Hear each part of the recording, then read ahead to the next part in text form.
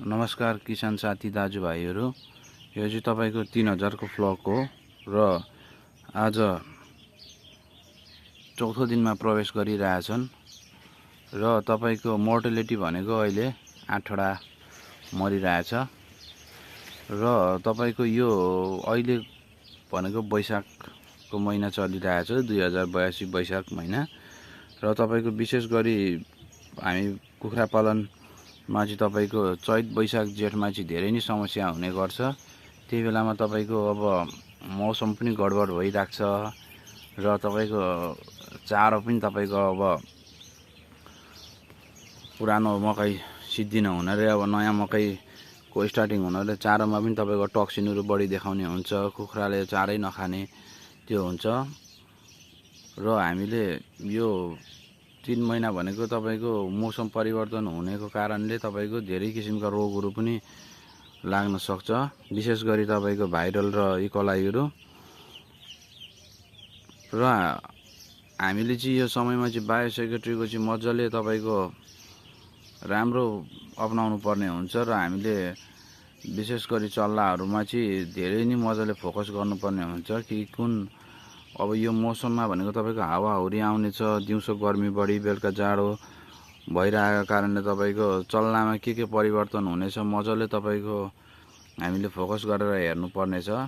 विशेष गरी तपाईको इकोलाई चाहिँ तपाईको कुखुरामा धेरै नै छिटो देखिने हुन्छ र तपाईको अब यो नयाँ मकैको कारणले पनि कुखुरामा टक्सिसिटीहरु धेरै नै देखिने हुन्छ। हामीले कुखुरामा चाहिँ धेरै नै तपाईको फोकस गर्नुपर्ने हुन्छ र बायोसेक्युरिटी चाहिँ तपाईको हामीले अप टु डेट तपाईको मज्जाले अपनाउनु पर्ने हुन्छ। तपाईको चल्लालाई भनेको धेरै पनि तपाईको अब दिउँसो अहिले गर्मी भएको कारणले तपाईको हावा पनि चलिरहेछ, एक जतातिर हावा चलिरहेछ त्यतातिरको पर्दा झारिरहेछु मैले। अहिले पूर्वको हावा चलेको कारणले मैले चाहिँ पूर्वतिरको पर्दा डाउन गरेर तपाईको